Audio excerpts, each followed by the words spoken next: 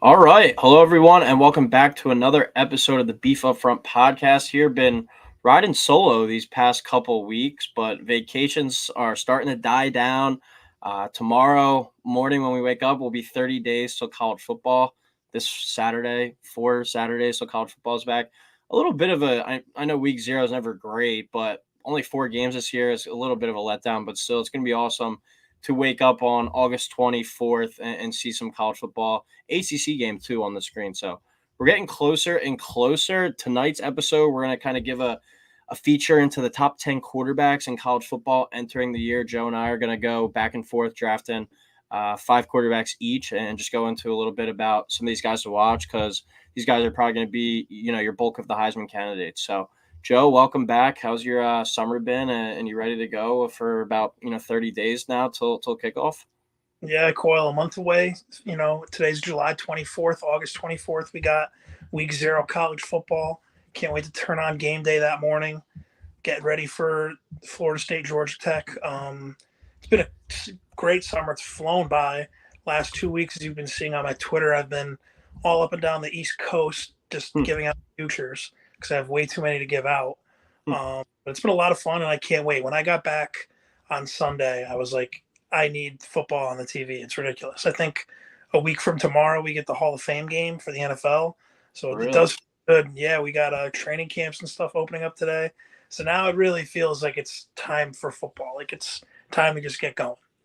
Yeah, and it's like we said, summer's starting to wind down, and I think every team as of this afternoon is at training camp, and then like we said, you got 31 days from right now.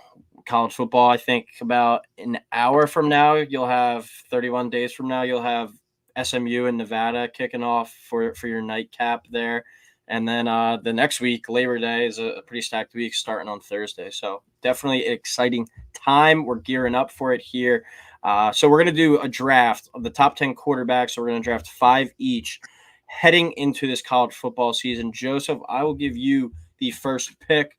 Interested to see who out of every quarterback in college football, who you taking to, I guess, start your team, start your roster.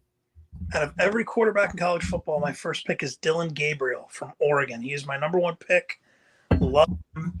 Um, he's when I did a quick top 10 myself. I have it on my screen here. I am going with Dylan Gabriel number one. I really think I haven't locked in any national title picks yet. I haven't placed any national title game futures, but right now I'm really leaning towards Oregon to win the whole thing this year. I think Dylan Gabriel has the experience. I think he can definitely carry the Ducks to a national championship. Year one, going into the Big Ten, they get Ohio State coming to them. That's huge. I think we're going to see, improved numbers already last year. He had 36, 60 passing yards, 30 TD passes, 12 rushing TDs to only 6 interceptions. I mean, that's pretty impressive numbers. And if you can keep those interceptions, around that number or even less, Oregon, I think the basement for them is like 10-2 in the regular season. I think Mm-hmm. they're going to make the Big Ten title game, where they'll most likely have to play Ohio State again. But that I still can't believe we get Ohio State going to Oregon. That's going to be fantastic. Yeah, Gabriel actually, as of right now, is the favorite to win the Heisman at plus 750. So, a lot of people are right there with you, taking him as kind of the number one guy. I expect him to slide into what Bo Nix did last year kind of perfectly. Nix, one of the Heisman finalists last year, had a great year. When you look at Gabriel's statistics, last year was his most accurate year. 69.3% of his passes he completed. I think Bo Nix last year completed 72%. So this is a really kind of quick hitting, efficient Oregon offense. There's a lot of screens and whatnot. But if Gabriel's just able to be accurate and get the ball into these playmakers' hands, we saw what Oregon was able to do last year. Gabriel is a player, though, that kind of, it's weird, but he's just kind of gotten better throughout his time at the collegiate level, jumping up a level, too, from UCF to Oklahoma. I think he's the best version of himself, and he enters this year at plus 750, the favorite to win the Heisman Trophy. So no problems with taking him number one there. He was actually my number two guy, so I'll move on to my number one selection. Might be a little bit surprising to some people, but my number one quarterback going into the college football season this year, I'm not going to be surprised if he's the Heisman Trophy winner. I was so surprised to see his growth and kind of maturation over last year, and that's Alabama quarterback Jalen Milroe. I love what I saw from him over the second half of the season. That Auburn game specifically with that crazy touchdown at the end, like he kind of just has that it factor to him. And he went through a pretty big roller coaster of a year last year, especially with the South Florida game at the beginning of the year. He doesn't have exactly the most eye-popping stats and statistics, but he's just a guy that you kind of watch and you just see that he has the it factor. And like I said, I love the way he played down the stretch last year. One of the best downfield passers in all of college. It's weird. He kind of struggles in the short to intermediate range, but great down the field. And he offers that dual threat ability. I think he does that more than Gabriel, which Gabriel was my number 2 quarterback on my list. I give Milroe the nod at number 1 because I think he's a more gifted runner and a better athlete. And as I said, doesn't have the most eye-popping stats, only threw for about 2,800 yards last year, but he did take care of the ball. He had 23 touchdowns, only 6 interceptions, and then he offered 531 rushing yards and 12 rushing touchdowns. And I think, all respect to Nick Saban, the greatest college football coach probably ever, but I think we can make an argument that Kalen DeBoer is a better offensive coach from what we've seen and just kind of his track record. He's an offensive guy. Saban has that defensive background, and he really relied on other people. Last year the coordinator was Tommy Rees. The year before, or a few years, he had Lane Kiffin. He had Bill O'Brien. Like, he's had a lot of different offensive minds in there kind of running the show. Kalen DeBoer, it's his show now, and he's a creative offensive mind. I'm excited to see what he can do with a dual threat QB. And Jalen Milroe, I think, is second or third behind Carson Beck and Dylan Gabriel for the Heisman entering the season. I'm not going to place a wager on him just because at 8-1, I don't really know how worth it that it is. And I think that it's going to be a number that fluctuates throughout the year, but he's my number 1 quarterback entering the season. I think he's going to be a super dynamic player in year 2 as a full-time starter. Yeah, Coyle, I mean, that's a great pick. I had Milroe as my number 3 overall quarterback. I mean, he had a great year last year, with, everything kind of going on with the rumors about Saban potentially retiring, with, getting the loss to Texas earlier in the year. He really bounced back and kind of matured as the season went on very quickly. We saw he was benched against South Florida, and we saw how that game, turned out. And then, ever since then, he kind of got the starting job back and really hit the ground running. I think Bama's going to be a factor yet again. I've seen a lot of people talking about Bama's going to have a dip this year after Saban left. If he can turn Michael Penix, I'm talking about DeBoer now. If he can turn Michael Penix into the number 8 overall draft pick in the NFL and a national title game finalist QB, there's no reason he can't do that, or even more with Jalen Milroe. I don't think Bama's going anywhere. I think it's a great pick as your 1-1 Coyle. Now I'm going to go. Wait, are we doing snake or are we doing now? It'll be You me. can go. Okay, yeah, let's go back and forth. So I had this guy as my number 2, Carson Beck, Georgia. Pretty self-explanatory pick here. I mean, Georgia was 5th in scoring offense last year. He had just shy of 4,000 yards passing. I know he's losing Bowers and McConkey, but Georgia is kind of like, how Bama was and still is, but like Georgia's just going to reload. I don't see them really missing a beat at all. I'm not going to go really in depth in this one. This is kind of just like a no-brainer pick. A lot of draft guys and stuff are saying he's going to be the best, like pro-style quarterback heading into the draft for this upcoming season. Once Aaron Rodgers tears his Achilles again, the Jets will probably be favored to get him. And then he'll suck for us, and the cycle will continue forever. But I think Carson Beck is right there with Dylan Gabriel. I guess, like I said, Dylan Gabriel just playing. Not that the Big Ten is that much softer than the SEC, but Georgia going to Texas, opening up against Clemson. Does Georgia go to Bama as well? I know they go to someone else. Yeah, they do go to Bama. In October, I believe. Those are just tough road games. That's why I kind of had Carson Beck at 2 rather than Dylan Gabriel at 2. But that would be my second pick right now for my top 5. Yeah, both of those guys that you have were pretty much throughout the offseason neck and neck there, tied for first Heisman odds at 8-1. Gabriel is now up to plus 750, so a little bit of a head above Carson Beck. But those are the 2 guys that have been talked about throughout the offseason. I'm kind of intrigued to see, with a little bit more, I guess, pressure on his plate or just a little bit more responsibility, because we saw it with Stetson Bennett winning national championships at Georgia as, a game manager. Is Carson Beck really that great of a player, or is it kind of just everything around him? I definitely think he's a better quarterback, different different player for sure than Stetson Bennett and a better player, just more kind of gifted physically.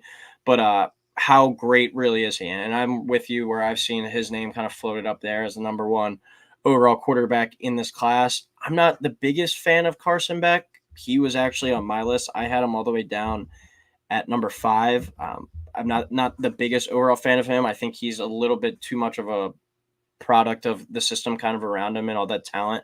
Like you said, with McConkey and Brock Bowers leaving, interested to see how that kind of affects his game and his ability this year. But, the quarterback for the presumptive number 1 team heading into the season, you can't really go wrong with that. So I do think, though, with Beck, if Georgia does, not make the national championship this year or not even make the playoffs, something like that, I think it would actually fall more so kind of on the shoulders of Beck than it would other parts of the team. So interested to see what he brings to the table this year. But that leaves my guy, my Heisman finalist, my Heisman winner, Jackson Dart from Ole Miss. I was I think a year ahead on him. He had some really impressive games at the beginning of the season last year. I bought stock in him. And then I think this year it's gonna pay off. He's my pick to win the Heisman. I put it in today at 14-1. It was at 16-1 a few weeks ago, and I didn't jump on it. I thought maybe it would move back a little bit before the season started, but it's climbing, so I didn't want to let it get any higher. But he enters his 3rd year as a starter at Ole Miss. That's rare. You see that in college football these days, and especially when you keep the same head coach, the same play caller in Lane Kiffin. So this is a guy that made jump from year 2 to year 3. He went from 20 touchdowns to 23 touchdowns. He played, sparingly his first year at USC, but his first 2 years at Ole Miss went from 20 touchdowns to 23 touchdowns, 2,900 yards to 3,300 yards, and he adds a rushing element as well. In 2022 at Ole Miss, he had 614 rushing yards, only 1 rushing touchdown. Last year, those numbers went down to 391, but he jumped in passing yards, but he had 8 rushing touchdowns. So a real good dual threat quarterback. Had 5 games last year of 300-plus yards, 6 games of multiple touchdowns, and as I said, ran for 8 touchdowns as well. He's my Heisman pick for the season. Ole Miss, I've been buying stock in them all off season. They're a team that I think is definitely going to make the playoff and compete for the SEC title this year. So give me Jackson Dart there to pair with Jalen Milroe and have probably the best 1-2 punch in my eyes at quarterback there in the SEC. I mean, yeah, Coyle, you've been talking about Jackson Dart forever. You have the Heisman ticket in. Luke said, I think his life depends on Ole Miss being good this year. I think Ole Miss is going to be great. Really wouldn't shock me if they make the playoff. Josh Pate, who works for CBS Sports, listen to his college football podcast. He has Ole Miss going to the SEC championship game. He has Ole Miss going all the way to the college football semifinal this year. I think Ole Miss is going to be a very good team. Jackson is, if he keeps going the way he's going, I don't see why he would be Heisman favorite easily, especially if you see Ole Miss is an 11-win team at 11 at the end of the season. You're going to look at, he's doing it at Ole Miss. He's not doing it at Georgia. He's not doing it at Bama. Ole Miss has rarely been good in our lifetime, and really ever. If you look at the history of Ole Miss, they've had some highs, but they've also had some really bad lows. And Jackson Dart, I think, is going to be an awesome quarterback this year. And I definitely would feel good about having that Heisman ticket right now. If you are, yourself or Luke. What about you? Will you be placing that ticket, Joseph? I mean, I'm going to have to ride. I always ride my guys. I'm going to have to place it and just let it ride and see how we do. I'm going to go with my 3rd pick here. I really don't like this pick. I'm going to go with Quinn Ewers just because he's still there on the board. I had him ranked 5th. I had him behind Jackson Dart. But Quinn Ewers, a lot of times it felt like he would be good and not great. Like Texas needs him to be great. Now they're going to the SEC. You get Georgia coming to town. You have these big-time games. If you're just good and not great, Texas could easily be a 9-3, worst case 8-4 team in the SEC. I don't think that's going to happen. I think they'll win at least 10 games. I think Texas is going to be very good this year. But I'm very hesitant to take – I think Texas was sitting at 10.5 for over-under win total. I would take that under because I don't know if they're going to get to that 11-12 win mark just because Quinn Ewers – now, listen, if he progresses, he can shut me up really quickly, and Texas could win the national championship game. Don't get me wrong. But there's a lot of times, like Quinn Ewers, he had the big throws against Bama. That was an example of him being great. but then he had some games. I forget if it was TCU last year or like a Baylor. TCU 2 years ago. It was the 2 years ago was bad. That was when TCU went to the playoff. He played really bad that game. I forget the team last year off the top of my head that he had a couple games where he was like good, not great, and Texas didn't look, oh my God, amazing. And then we saw in the playoff they obviously lose to Washington. But Quinn Ewers, I mean, if I'm getting him here for my third pick, I guess if I'm looking at this like an NFL GM, this is like good value at the number 5 overall spot. So I'm going to take Quinn Ewers here, but a little, the consistency. The consistency scares me, even though it's because he needs to take that. He's a boomer bust type guy. Yes, boomer bust, but his busts aren't that bad. But in the SEC, that will be bad. Like if he plays a good game against Georgia, the Dogs might go up 21 points at DRK. So I'm gonna go Quinn Ewers here at 3, but I'm a little skeptical. Good, yeah, as you said, good value. You now got the top 3 guys in Heisman odds. Ewers is there at 3rd at 10-1. He is, I think, the perfect thing to describe him is like he leaves you wanting more at times. I think when coming out, he was the number 1 like overall quarterback recruit like ever. And when you get that kind of lofty praise and the ability to throw the ball, like his natural arm talent, you expect a lot. But he's also missed time both years at Texas. So that's something to monitor too. Like just say he does have another shoulder injury and he's forced to miss two games and Arch comes in and lights it up. Is Quinn getting the job back? So I'm definitely not going to invest in a Quinn Ewers ticket preseason for like the Heisman or probably even during the season, just because his track record with health so far during his 2 years playing at college haven't really shown up. So that's something that kind of worries me, but he does have, as much potential as anyone. You kind of got to buy into some risk and take it on with that. Isaiah Bond transferring in there from Alabama should be a huge addition as well. So Joe has the top 3 guys according to the Heisman odds over at DraftKings. I will go to so now I will be drafting my number 1 player, my number 3 player, my number 4 player. I'm going with Cam Ward out of Miami. I think him and Jackson Dart have been kind of like my 2 guys over the past 2 years. I loved Cam Ward at Wazoo, and I love that how he transferred from Incarnate Word. His 2021 season at Incarnate Word, he threw the ball 590 times for 47 touchdowns. So he's a guy with a lot of raw arm talent, but also has a lot of good athleticism as well. Last year at Washington State, completed 67% of his passes for 25 touchdowns.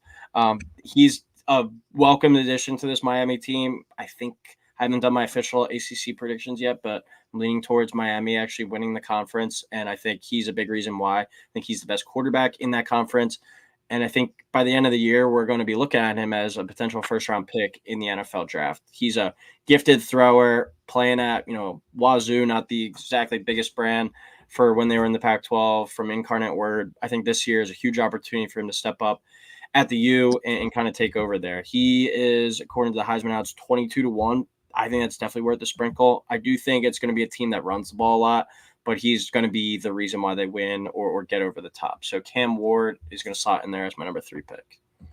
Yeah, Coyle, I mean, I don't know if you saw me mouth fuck because I had Cam Ward. He was going to be my next pick if he fell to me there. Yeah, I mean, just the talent around him going from Washington State, which I love. Shout out Washington State, shout out to Palouse, but it's definitely a talent upgrade going to Miami. And with all that NIL money, I mean, I think he's going to have nuclear numbers this year. I wouldn't be shocked if you see, Cam Ward and Miami, Cam Ward potentially as a Heisman finalist and Miami potentially winning the ACC this year. I think he can be that good. There was times where he was pretty inconsistent, but once again, I think that also had to do a little bit with the talent around him. Went from Incarnate Word, like you said, to Washington State. Now you're at Miami. You have some of the best. I think he's going to be fantastic this year. I mean, it's a great pick. I'm really pissed that he wasn't still sitting there for me. But now I'm going to go with a guy from Arizona. I'm going to go Noah Fifita. I always mess up his name. Fifita. Yes, thank you. Didn't start last year at the beginning of the season. He came in, He only started 9 games, lost a close game to Washington, lost a close game to USC, but then after that, he won out. Arizona was a top 25 team from really out of nowhere because Arizona had been terrible for a couple of years now.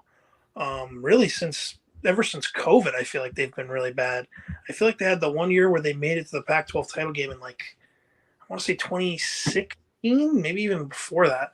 But Arizona really hasn't been great for a while. He chose to stay, which I thought he was going to go to Washington with Jed Fish, but he ended up choosing to stay. I think Arizona is going to be great going into the Big 12. I think he's going to be a lot of fun. Arizona might not be Big 12 champs. They might not make the playoff, but they're definitely going to be must-see TV, especially if they're like the late game and they're playing, Ollie Gordon, Oklahoma State. Just sit back. If you're at home or if you're out at the bar, make sure you get in front of the TV, take the over. Arizona is going to be a lot of fun this year. The Big 12, I think, is going to be the most fun conference in college football. And I think Noah, I'm not even going to try to say his last name. He's going to be, I think, the face of the Big 12 in terms of quarterback play when it's all said and done at the end of the season. So he will be my 4th pick.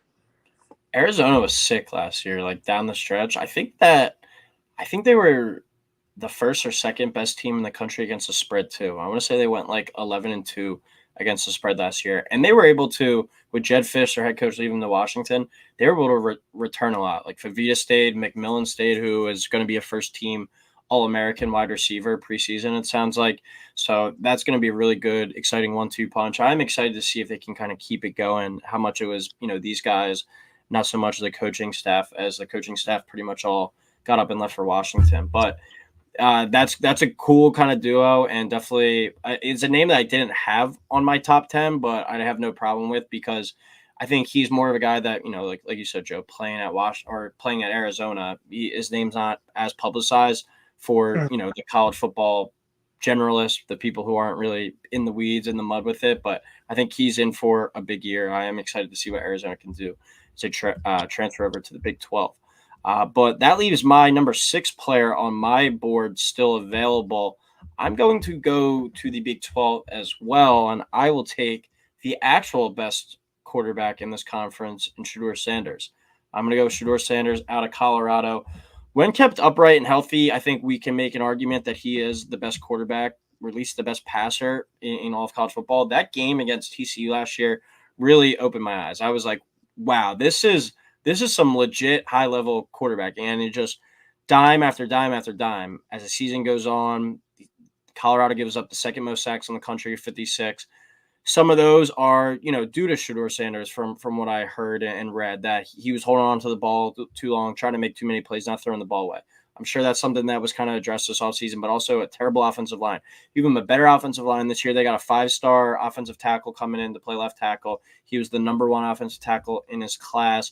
Travis Hunter back, second year playing at the Power 5. He went 27 touchdowns to 3 interceptions last year and completed 69% of his passes in his first year in the FBS, playing in the Pac-12, coming up from the FCS. He had a great season, and obviously Colorado is going to be there in the limelight, in the spotlight every single week due to Dion, but Shedeur has a legit case, I think, if he stays healthy and he finds a way to lead this Colorado team to a 6-6, 7-5 type season, to be the number 1 pick. There's going to be some drama around it, whether or not Dion and the camp will let him go there or whatnot. But and just in terms of on the field football, and he's got that swagger to him. He's got that kind of it factor where he wants the ball down the stretch. You just kind of got to hope that Colorado, the rest of their team, is able to be good enough around him that he does give him a chance, or he's in those games. So Shedeur Sanders, huge fan of his overall game, and to get him there as my 4th quarterback. Yes, that'd be your 4th. Yeah, 4th quarterback. I'll take that. He's not a player that I'm going to take for the Heisman just because I don't think they're going to win enough. Quite frankly, he's 35-1. I don't really think it's worth a look there. But if you're one of those people that are betting on Colorado 125-1 to win the college football playoff, you might as well throw Shedeur Sanders' ticket in there as well, because his name is going to be front and center if they do find a way to have a historic season. Yeah, Coyle, I was splitting hairs between Fifita and Shedeur. honestly. The O-line, they are definitely improving, but that was still a concern to me. And honestly, just all of the drama and hype and all the eyes on Colorado, if they start losing games early and start turning on Deion, because you're seeing the reports, and whether they were rumors, fake stories of Shador had like a concert and Deion made the players go. I don't know how real that was or not, but the fact you're getting these rumors about potentially there being some friction team because Shador is Deion's son. And I've seen a bunch of stuff about kids leaving, in the portal because of this. I just think that's going to be very interesting if they do lose a couple games, how that can affect them. But I mean, he's still one of the most talented quarterbacks in the country. Still a fantastic pick. Like I said, I was between him for my fourth pick. But with my last pick, I'm going to the Conference USA, going with Caden Salter from Liberty. He was video game numbers last year, just shy of 3,000 passing yards, over 1,000 rushing yards, 44 total TDs to 6 interceptions. He had an 83.7 QBR. And the fact is, playing at Liberty, he's going to put up more video game like numbers. He's gonna put up numbers that if he was at a big time school putting up those numbers, he'd probably be a Heisman finalist. I don't see, just because he plays at Liberty, and if you look at Liberty, their schedule is a joke. They're the favorite right now to go undefeated in the regular season. Like, their toughest game is at App State. After that, I mean, you look at their schedule, it is really. That's a big one, though, Joe. I mean, it is. If App State wins the Sun Belt and Liberty wins, that's going to be a huge one and potentially the deciding factor for the G5. But like you said, if that's their toughest game, like Memphis plays Florida State, like that's going to be a super tough one. Exactly. Like, for me, the three G5 teams that jump out in terms of like playoffs: Liberty, Memphis, and then Boise State, which I texted you, Luke and the guys about. My dream bet is Boise State makes the playoff and actually wins a game. But I think if Liberty has very good odds to go undefeated once again, because like I said, after App State, like at UMass, like is up there in terms of their tough games. They get Western Kentucky coming to them, who's probably going to be the second best team in Conference USA. You'll see Liberty. The one thing I love about Conference USA, they'll be playing like Tuesday night, Wednesday night, like the MAC. So you'll be able to see a lot of Caden Salter. But the reason why I'm picking him here with my last pick, I was between him and Brady Cook for Missouri. I'll tell you that as my last pick. Yeah, Cook was on my list too. Yeah, because I mean, Brady Cook's fantastic.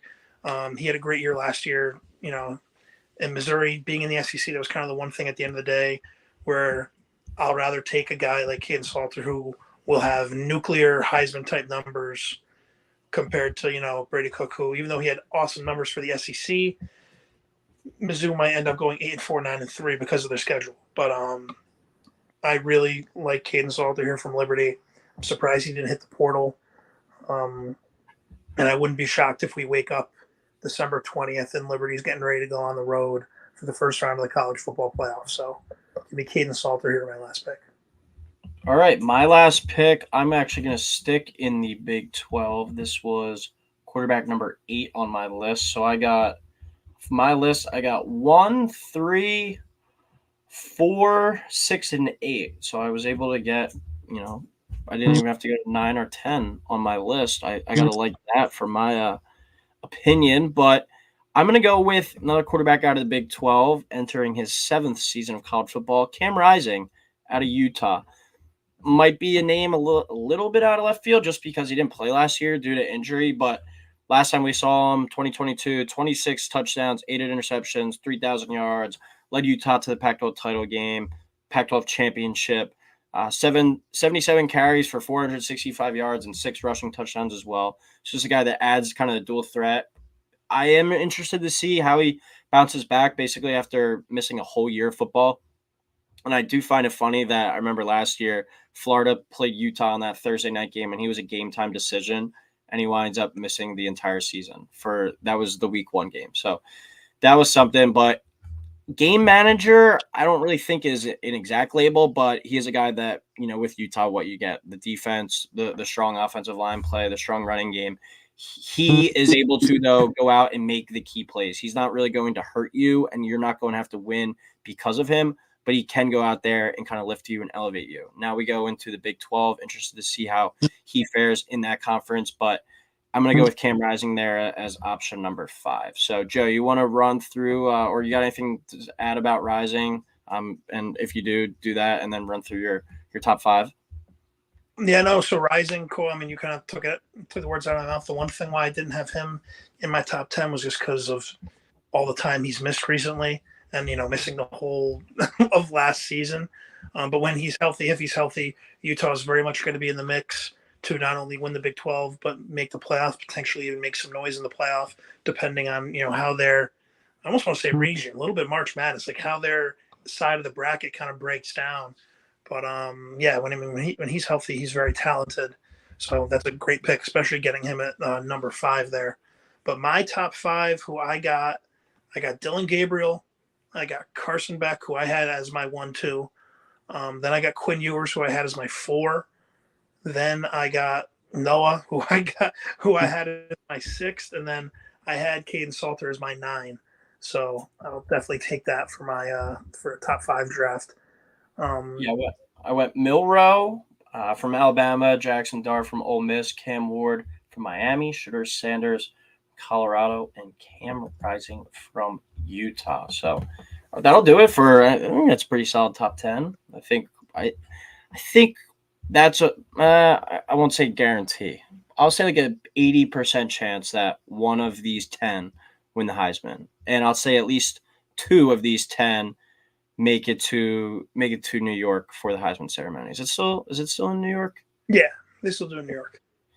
But I guess before we jump out, I'm just looking at the Heisman odds list right now. Any young guys that are maybe a little bit inexperienced that you're keeping an eye on that you think we could look back at this list come December or January that we're like, oh, we didn't put them on there? Like a couple guys for me at least are Nico from Tennessee, all the hype that he has around him, and then Avery Johnson from Kansas State. He's another guy that I've been trying to kind of build up. He's going to be an awesome dual threat player. Those are 2 guys I'm definitely keeping an eye on. And even I don't know if they'll be able to get there because of the team, and he's not really a young guy, but Jalen Daniels from Kansas, when he's healthy, he's awesome. He's a really exciting player. Their OC actually left Kansas for Penn State, so I'm interested to see how that kind of affects them. But those are 3 guys I was considering and keeping an eye on as well. Any guys that you want to throw out there? I mean, Cole, you kind of took him right out of my mouth. I know he's an older guy, who I'm about to say, but DJ going to Florida State. I mean, with all that experience, I know, he's the opposite of a young guy, but with that experience going to Florida State, if Florida State's sitting there again at 10, 11 wins, no reason why he won't be the reason. Another guy I'll say more so off the board, Preston Stone from SMU. SMU going to the ACC, it's going to be really interesting to see how they fare. The fact that they're in the ACC is kind of crazy. But, I was looking through some of the stats, and I have from PFF here, only 2 quarterbacks had a better passing grade, which you could say whatever you want about PFF. But and one of them was Jaden Daniels, who won the Heisman. So I really think that, if you're looking at a long shot guys, Preston Stone, if he continues to progress, could be awesome. Another G5 guy, Seth Hannigan from Memphis. Because I think Memphis could very easily go 11-1 this year, losing to DJ and Florida State.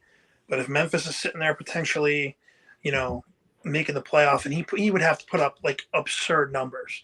But in the American, there's no reason why he couldn't do that, especially now that some of the top tier competition has left the conference. So those are I'm talking long shot guys. I'm not going to pretend that they're like favorites. So I'll throw Kyron Jones from Virginia Tech in there too, 80-1, just because he's a freak running the ball, and 17 touchdowns, 3 interceptions last year through the air. So takes care of the football, and he's a really good running threat. And Virginia Tech seems like a team on the rise as well. So, all right, well, that'll do it for our top 10 quarterbacks. We'll definitely hit on a couple more episodes before our week 0 preview, but we'll probably be getting into that, 4 weeks from tonight, probably get that bad boy out on like a Wednesday night. I can't believe it's already this close. It's insane.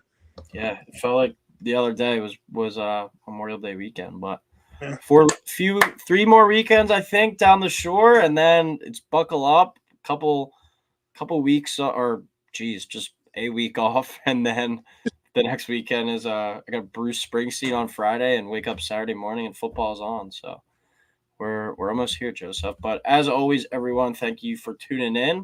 Please like, subscribe, and we will talk soon.